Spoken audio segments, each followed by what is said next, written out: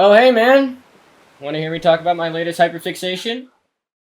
I think we can all agree that anime villains are pretty cool, right? Aizen, Madara, Toguro, Frieza, all some of the most well-written and fan favorites of their respective series. Which brings up the question of why are they so beloved? Well, besides the obvious reason of it's just fun to watch a villain do evil stuff on screen, an equally important reason is also how villains are presented, mainly through a good introduction.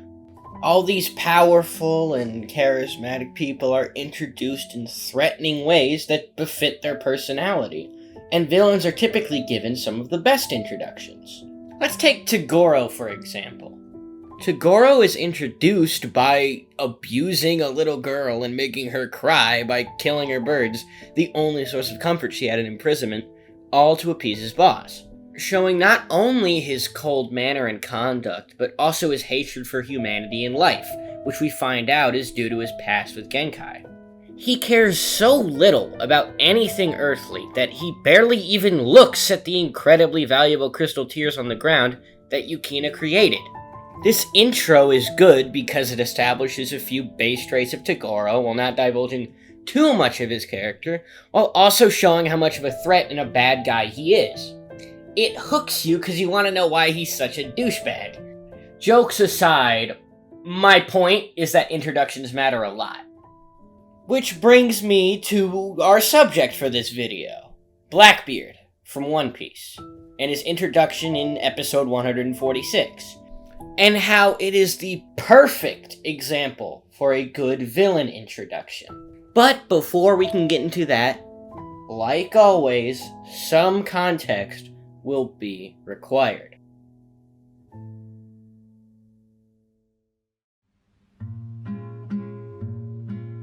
We first have to start off with Blackbeard's build-up to their introduction. Blackbeard is first mentioned in the Drum Kingdom arc by Dalton, when he is asked what happened to their once prosperous medical nation. So that's the reason you acted that way when we showed up? Yes. After the attack, the word pirate still terrifies everyone on this island. I'm sorry about the way we treated you. Their group was small as well. Only 5 people. Their captain called himself Blackbeard. Their power was so incredible they destroyed our entire country faster than you would believe. This is a shock to not just Usopp and Vivi, but the audience as well, as up to this point, Luffy and the Straws have only dealt with small, town to city level threats. Besides Mihawk, the main 4 villains up to this point had been Buggy, Kuro, Don Krieg, and Arlong, who haven't been huge threats physically. Either they were beaten easily like Kuro and Buggy, or with some effort with Luffy still mostly dominating the fight, like with Krieg and Arlong. None of these guys had any capacity for the amount of destruction that Blackbeard has been built up to have, showing that they will not only be a huge threat, but easily the biggest one Luffy and the gang have faced, all without ever being shown on screen yet. That brings us to the episode in question. Episode 146. Before we can get to Blackbeard though, we need to go over each Blackbeard pirate's introduction, as they all contribute to how good Blackbeard's is. Our first member of the Blackbeard pirates that we will be introduced to is the sniper, Van Augur, and it's as the Straw Hats are sailing up to Mocktown, the setting for the next couple of episodes. Chopper is sitting there enjoying the day and watching the birds, when suddenly, without any sort of noise, they all fall to the ground, having been fatally shot. Chopper, using his medical knowledge, is able to pinpoint the bullet's trajectory based off of the entry wounds, pinpointing them to Mocktown. Usopp and Nami both comment on how absurd it would be for a sniper to have hit those shots, because it would have been from an island they are traveling toward, which is miles away. We then see a smoking gun, and we are introduced to the man himself, sitting on top of a roof. Although Van Augur comes off as stoic and serious, you can see why Blackbeard would want him on his crew. He has absolutely no qualms or empathy for killing these innocent animals, and in fact blames them for being easy targets, chalking their deaths up to fate and not even taking responsibility for shooting them. We are then introduced to our next Blackbeard pirate, Jesus Burgess, who is the complete opposite of Van Augur. While Van Augur is quiet and unsettling, Jesus Burgess is loud, abrasive, and completely psychopathic. Like, literally the definition of psychopath fits Jesus Burgess to a T. I mean, he goes up to this random dude, says, "Hey, I'm the fighting champion," and then beats him up. And when he is told, hey, this dude is a part of a dangerous gang, he doesn't care. I mean, look at him! The final member that we meet gets to actually talk to the Straw Hats, unlike the other two. It's the seemingly frail but conniving Dr. Doc Q. He first appears to just be an old sick man who has fallen over in the street. When the Straw Hats help him back onto his horse, Stronger, he in return gives them an apple as a token of appreciation. Then this happens. Care for an apple? Do you take us for idiots? We'd never trust food from someone like you. Hey, look, apples! A huge explosion erupts from a nearby building. A man in the crowd explains that a group of people were eating apples when suddenly one of them exploded, killing everybody in the building. After some panic from Nami trying to get Luffy to spit the apple out, Doc Q laughs and remarks that Luffy simply got a lucky one, as he would have exploded from that first bite. So all of Blackbeard's crew in this episode have already been established. And they're exactly what you expect for villains, with very villain-esque introductions. Hurting animals, beating up townsfolk, blowing up 5 people with an apple. This is all a build-up to Blackbeard, even though a first-time watcher wouldn't know that yet. And speaking of Blackbeard, we can finally move on to... Now, for someone as villainous and vile as Blackbeard, you'd expect an extremely scary and evil introduction. But Blackbeard, in contrast to the rest of his crew, is introduced in a very non-villainous way. Luffy and Blackbeard both order a cherry pie at a bar and have completely contrasting opinions on its tastes. Then a completely different opinion about the drink. Then a completely different opinion on how to kill hookers. And then have a full-blown dick measuring contest about who can order the most food. Which escalates further into Blackbeard asking about Luffy's bounty, and then saying he's lying when he says it's 30 million. Alright. Back to serious mode. Calm down. Right away, this is a very atypical introduction for a villain. And most first-time watchers probably wouldn't even realize this is supposed to be Blackbeard. This is a very comedic scene, but it does have a purpose, and it's actually quite a good way to show off Luffy and Blackbeard's dynamic, which I will fully explain later. After Blackbeard leaves, we get the scene where Bellamy beats up Luffy and Zoro for believing in the Sky Island and for being in his territory. Oh shit, I kind of fucked up my notes a little bit, let me just... Luffy and Zoro let a complete unambitious clown beat them up, so he could feel better about himself and feel like a big strong boy again. After that, we get the single most important scene in not only the episode, but also one of the most important scenes in One Piece, period. Nami walks out of the bar carrying Luffy and Zoro's bloody unconscious bodies, when she is interrupted by a voice saying that the Sky Island the crew has been searching for exists, contrary to everyone else in Mocktown, like Bellamy's opinion. That voice belongs to Blackbeard, who is simply eating cherry pie on the side of the road. He then asks why Nami is so angry, as Luffy and Zoro did win that fight, all without throwing a punch. Luffy, upon hearing Blackbeard's words, thinks about Shanks and Ace, and how he eventually wants to meet back up with them again when he sees himself as a distinguished pirate.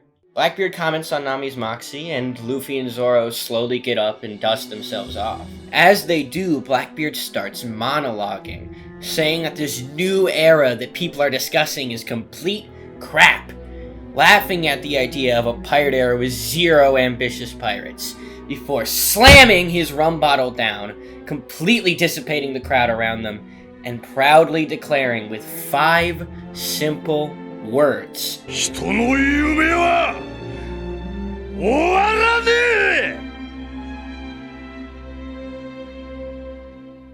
This statement gathers mockery from the crowd, who believe Blackbeard is just a crazy man. But Blackbeard simply continues to laugh and laugh, not giving a damn about the crowd's opinion. They then address Luffy, who is now standing and looking dead on at them. saying that the crowd can laugh all they want, but when you aim high, you come across fights that are not worth fighting. Despite being prompted to answer multiple times, Luffy never speaks in this scene. He simply continues to stare at Blackbeard, before they finally turn around and leave. As they depart, you get a split-screen shot of both of them departing in opposite directions, but ultimately aiming for the same goal. Then the scene ends.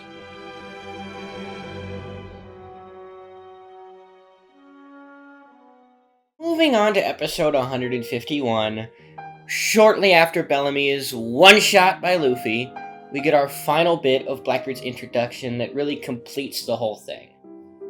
Blackbeard is at the scene where it all happened and gets a look at Luffy's bounty, and we get an expansion on a line he had earlier when he first met Luffy and learned about his bounty. How big's your bounty? 30 million. 30 million? For you? I wouldn't believe it even if I collected Are you calling me a liar, you fat hairy ape? Instead of what a viewer would assume, where he's saying that Luffy's bounty is too high, he actually thought it was too low, and that 100 million was much more accurate. While he is talking to his commanders, Bellamy's right-hand man, Sarquis, accidentally bumps into him, and makes a rude remark, which causes Blackbeard to slam his head into the same spot where Bellamy was defeated. The audience watching finally gets a full reveal of Blackbeard being Blackbeard, along with his crew, which is all the seemingly crazy people we met in Mocktown. Van Augur, Jesus Burgess, and Doc Q, as they all walk off to go hunt Luffy down for his bounty. So why is this introduction so great? Well, come on, where is it? There! Come on, you can do this. Just shoot yourself out of a cannon. It's not a big deal. I mean, you gotta talk about Blackbeard, right? Let's do this. We're actually taking the other side of the Atlantic Ocean. Ugh. I have a couple ideas. Despite how unconventional Blackbeard's introduction is, it does achieve everything a great villain introduction should. The first thing being that it doesn't come out of nowhere. Blackbeard's existence and his effect on people has already been set up by Dalton. Narratively speaking, the audience and the Straw Hats already have prior knowledge of his existence. So not only is this a satisfying reveal for an audience member, finally being able to see the person behind all these abhorrent actions they've heard about, but also, we know right away how bad it is that they are now after Luffy and the gang. Foreshadowing is already a pretty good narrative device when used well, and Blackbeard's introduction is a perfect example of a good usage of foreshadowing. It also gives a perfect setup for Luffy and Blackbeard's relationship to each other, as people who have similar goals, but completely different ways of achieving said goals. In fact, Blackbeard and Luffy's similarities is one of the most important parts about this introduction. So let's go over a couple of those similarities, both the external and very apparent, and the more internal and more obscure. They both have a love of food and gather crewmates through their charismatic ways. And they both hate unambitious people, and they both take similar actions against non-ambitious people, with Luffy punching Bellamy into the earth, and Blackbeard making Sarquis eat dirt. Those are all external similarities that you could just see from watching the show. Blackbeard and Luffy are also more ideologically similar than you might think, as they both have a grander dream of being king of the pirates, as well as believing that dreams are incredibly valuable and important to not only pirates, but for anybody. Luffy and Blackbeard are very internally and externally similar, but where they are truly different is the actions they undertake as pirates. Throughout the story of One Piece, Luffy is pretty consistently shown to be very altruistic and selfless, even to the detriment of his own life and, in turn, his dreams. I mean, it'd be pretty hard to become Pirate King if you're, fucking dead. But Luffy still takes action and does things that just feel right in his head, and is incidentally rewarded with something to further his dream. He doesn't beat Arlong up for Nami because he needs a navigator, or save Robin from the collapsing rubble in Alabasta, or later in Enies Lobby because he needs an archaeologist. He simply does it because he believes that's the right thing to do, and the best thing to help his friends. Luffy almost dies doing things like liberating countries, things that won't even further his goal to become Pirate King, because they're just the right thing to do. They're morally good things to do. Blackbeard follows the same principle, doing things in their head that they feel is a good course of action, but in the polar opposite direction, often being shown as cowardly, pragmatic, and opportunistic. While Luffy will do things that will have no benefit to him, Blackbeard does things that will only exclusively benefit them. You can even see this with how both of them approach fights. Luffy will go in with absolutely no plan against people who are going to beat his ass and are stronger than him, like Katakuri and Doflamingo, and just kind of wings it with how he wins. And Blackbeard only exclusively attacks people who he can benefit from and goes in with a set plan in mind, and basically guaranteed victory, unless something goes wrong. Every fight, and I mean every fight Blackbeard has ever been in, they had something to gain or a grander goal with that fight. With Ace, they wanted to turn him in and become a warlord. With Whitebeard, Boa, and Law, they wanted an exceptionally powerful Devil Fruit. I mean, the Love Fruit, the Quake Fruit, and the Opie Fruit are some of the most busted Devil Fruits in the entire series. No wonder Blackbeard wanted them. Even their Devil Fruits are in a complete contrast. Luffy's being representative of the sun and light, being obtained completely on accident, and Blackbeard's being representative of the moon and darkness, being obtained through Blackbeard's careful planning and actively seeking it out. Blackbeard's introduction establishes these similarities and differences almost immediately.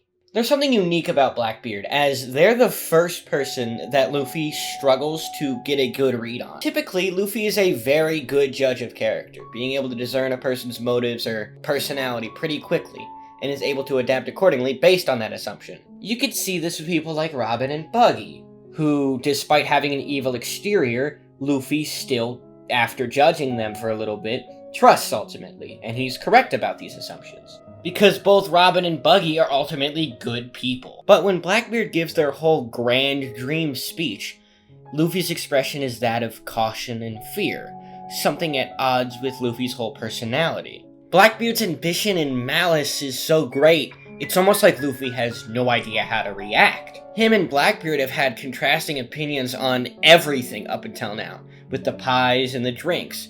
But when Luffy hears Blackbeard say something that he should completely agree with, it's almost scary. He doesn't want to relate to somebody who gives off such a malicious feeling, and it's almost like he knows this will not be their last time meeting. And all of this is gathered from a simple facial expression. Lastly, this introduction also establishes Blackbeard's personality, something very important for a good character introduction in general to introduce, and for a good villain to have. First off, their charisma, being able to gather a crew of strong and ideologically aligned people, as well as their slower and more methodical side. Instead of actively beating people up or killing things like the rest of their crew, Blackbeard's just chilling in a bar eating cherry pie, waiting for somebody with a high bounty like Luffy to hunt down and kill. These character traits eventually get expanded on later, with Blackbeard's charisma and ability to rally people being used to gather strong crew members like Shiryu or Katarina Devon, as well as their slower, more methodical approach being applied to all their plans, such as obtaining Whitebeard's Devil Fruit, taking control of Pirate Island, becoming a warlord so the government can get off their neck, and even the long con plan of obtaining the Yami Yami no Mi. Both of these primary character traits are shown to the audience right from the jump with Blackbeard's introduction, hooking us to the character right away and waiting to see them more, which is exactly what a good character introduction should set out to accomplish. And with that all out of the way, let's go back and review. In summary, Blackbeard's introduction is amazing because it achieves not only what a good villain introduction should be, but also what just a good character introduction should do in general. It was previously set up and foreshadowed. It establishes the relationship with the main character and their motivations, and gives the audience a basic idea of the character and some traits while leaving them wanting more. It is for these three core reasons why I believe Blackbeard's introduction is a masterclass in writing, and based on the trajectory of One Piece as an ongoing narrative, might be an introduction for one of the greatest villains in anime history. An amazing introduction for an equally amazing and delightfully evil Big Bad. Oh hey, real quick, I just wanted to say thank you for 100 subs. I guess this is the 100 sub special in a way. I honestly didn't think I'd get this far, so I'd just really quickly like to thank you all for giving me the motivation to keep creating content. So, thank you. Okay, video done now. I sweat.